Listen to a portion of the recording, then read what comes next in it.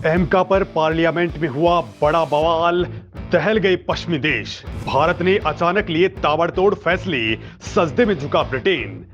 America jet के लिए भारत के मास्टर स्ट्रोक ने लगाई दुनिया में आग।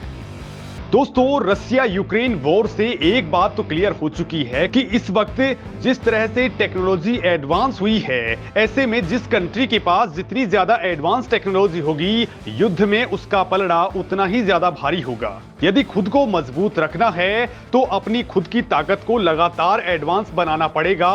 और दोस्तों, इस मामले में आज की डेट में सबसे अत्याधुनिक हथियार होता है वायुसेना का फाइटर जेट। आज की डेट में दुनिया के चुनिंदा देशों के पास ही 5th जनरेशन फाइटर जेट्स मौजूद हैं। इस वक्त दोस्तों अमेरिका के पास F-22 रैप्टर, F-35 लाइटनिंग, तो वहीं रूस के पास सुखोई Su-57 और चाइना के पास माइटी ड्रैगन मौजूद है। लेकिन भारत के पास यह तकनीक फिलहाल मौजूद नहीं है। भारत इसे लगातार डेवलप करने में लगा है, जिसे भारत ने नाम दिया है एडवांस मीडियम कॉम्बैट एयरक्राफ्ट यानी एमका।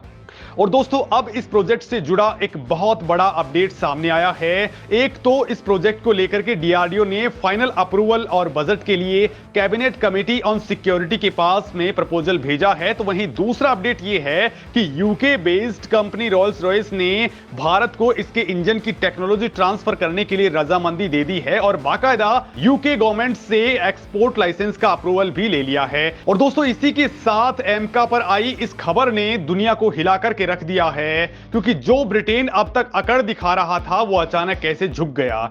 भारत के किस मास्टर स्ट्रोक ने दुनिया में अब आग लगा दी है। और दोस्तों, बड़ी बात यह है कि आखिर एमका में ऐसी कौन सी बड़ी ताकत है जिसके लिए मोदी सरकार ने पूरी सरकार को ही सिर पर उठा लिया है। तो दोस्तों, हथियार और हथियारों की होड़ में बढ़ता भारत पूरी दुनिया को डरा रहा है। अब हम कहें कि दुनिया को औकात दिखा रहा है तो यह बात बिल्कुल भी गलत नहीं है।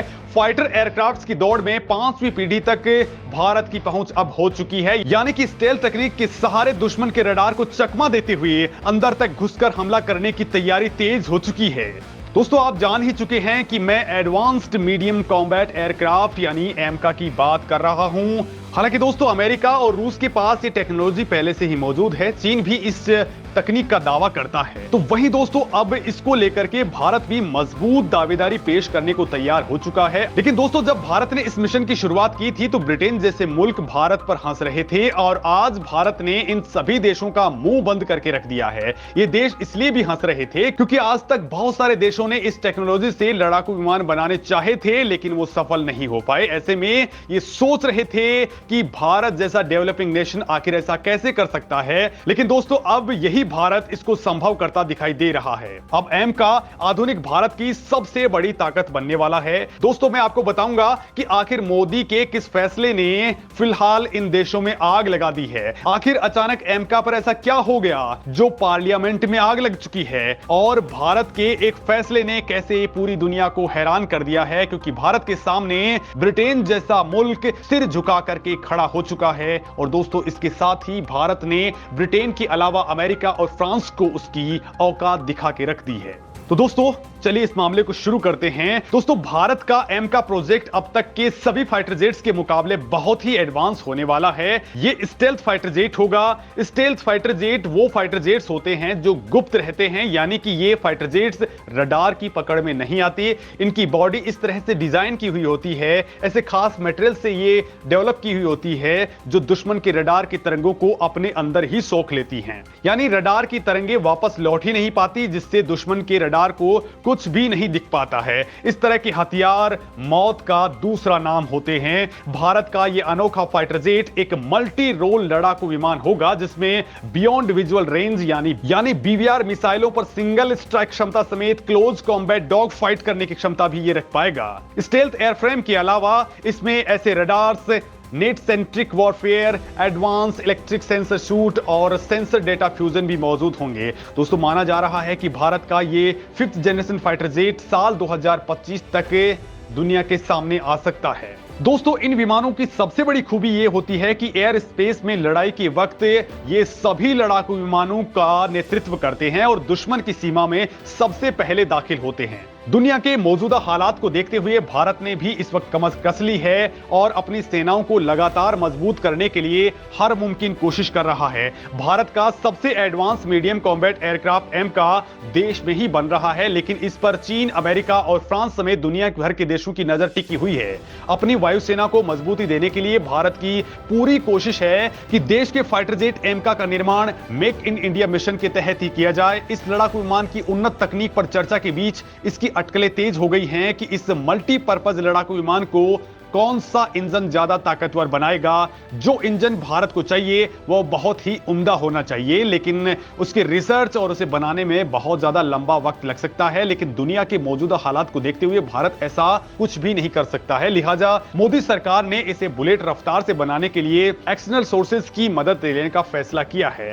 भारत ने इसके लिए कई सारे ऑफर्स रिजेक्ट किए, लेकिन अब भारत के साथ जो हुआ है वो पूरी दुनिया का दिल धड़का रहा है। दोस्तों, भारत के एमका का इंजन बनाने के लिए ब्रिटेन की रॉयल्स रॉयस कंपनी इंटरेस्टेड है और उसने भारत को यह ऑफर दिया है, जिससे फ्रांस और अमेरिका भी हिल चुके हैं। दोस्तों, भारत के पास एमका के इंजन के लिए दो बड़े ऑफर आए हैं। पहला ऑफर आया है रॉयल्स रॉयस की तरफ से। उसने कहा है कि अगर भारत चाहे तो उसके साथ मिलकर के 110 किलोग्राम न्यूटन ग्लास के इंजन को बना सकते हैं। इसका निर्माण भारत में ही होगा और सबसे बड़ी बात कि इसके इंटेलेक्चुअल प्रॉपर्टी राइट्स भारत के पास ही रहेंगे, यानी कि यह कंपनी भारत को बिल्कुल एक नया इंजन बना करके देगी जो आज तक किसी के पास भी नहीं है, और इस इंजन की टेक्नोलॉजी भी बिना भारत की अनुमति के कोई भी नहीं ले पाएगा।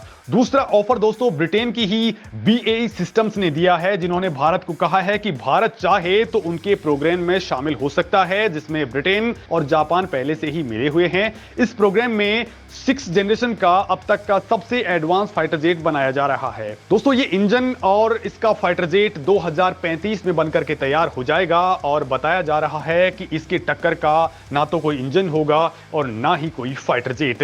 लेकिन दोस्तों, यहां बड़ी दिक्कत ये आ जाती है कि इस इंजन के इंटेलेक्चुअल प्रॉपर्टी राइट्स भारत के पास नहीं रहेंगे। तो वहीं दोस्तों, लग्जरी कार और arrow engine manufacturer company Royals Royce make in India के तहत न केवल new fighter jet engine development के लिए उतर चुकी है, बल्कि इस इंजन के लिए वो इंडिया को अपना टेक्निकल कंट्रीब्यूशन भी देना चाहती है। बड़ी बात यह है कि इंजन पर इंटेलेक्चुअल प्रॉपर्टी राइट्स भी भारत का ही रहेगा। रोल्स रॉयस ने कंफर्म किया है कि इंडिया को कमांड इंजन टेक्नोलॉजी ट्रांसफर करने के लिए उसे यूके गवर्नमेंट से लाइसेंस अप्रूवल भी मिल चुका है। वहीं दोस्तों, यूएस बेस्ड जनरल इलेक्ट्रिक ने भी अमेरिकन सरकार के पास एक्सपोर्ट लाइसेंस के लिए रिक्वेस्ट किया है, क्योंकि वो भी भारत के MC प्रोग्राम के लिए एक कॉम्बैट इंजन की ज्वाइंट डेवलपमेंट को फंडिंग करना चाहती है। मतलब अमेरिका और ब्रिटेन के मेजर डिफेंस प्लेयर्स भारत के इंजन के लिए मारकाट मचा रहे हैं। ये दोनों ही ऑफर बता रहे हैं कि भारत के पीछे कैसे दुनिया की बड़ी ताकतें लगी हुई हैं। और दोस्तों, इस मामले में आप भी कमेंट करके बता सकते हैं कि भारत को कौन सा ऑफर लेना चाहिए। दोस्तों, एमका को लेकर के एक और बड़ी बात सामने आई है, और वो आई है पार्लियामेंट की स्टैंडिंग कमेटी की ओर से, जिसने वायुसेना के लिए फाइटर जेट्स की खरीद में देरी के लिए फटकार लगाई है। और इसके बाद इस प्रोजेक्ट में बहुत तेजी आ चुकी है। HAL, ADA और DRDO के चीफ के साथ ही अब PMO की लंबी चौड़ी मीटिंग हुई है, जिसमें कहा गया कि तेजस मार्क 2 और एमका की टाइमलाइन के साथ में कोई भी देरी बर्दाश्त नहीं होगी। इसके सारे काम वक्त पर निपटने होंगे। दोस्तों, केंद्र सरकार ने तेजस मार्क 2 के लिए 2500 करोड़ की फंडिंग दी थी और 6500 करोड़ की फंडिंग अभी रिलीज कर दी है, यानी कुल मिलाकर के इस प्रोजेक्ट के लिए 9000 करोड़ रुपए दिए जा चुके हैं। भारत के एमका प्रोजेक्ट का कुल खर्च 15000 करोड़ रुपए आने वाला है, और यदि ऐसा हुआ तो 2025 या फिर 2026 में इसका प्रोटोटाइप रोल आउट हो जाएगा। दोस्तों, एक बड़ी बात और मैं आपको बता दूं कि फ्रेंच कंपनी सेफ्रन भी इस मामले में भारत के साथ जुड़ी हुई है। वो भारत के कावेरी इंजन के नए डेवलपमेंट के साथ में जुड़ी हुई है, लेकिन वो अपनी तकनीक के ट्रांसफर में पीछे हटती रही। तो वहीं दोस्तों, भारत ने अमेरिका से भी बहुत पहले रिक्वेस्ट की थी, जो पांव अपने पीछे हटाता जा रहा था, और ब्रिटेन का हाल भी कुछ ऐसा था। लेकिन अब दोस्तों, ये तीनों ही मुल्क मिलकर के भारत के साथ में समझौता करना चाहते हैं, और भारत भी इस वक्त बड़ा स्टेप ले चुका है।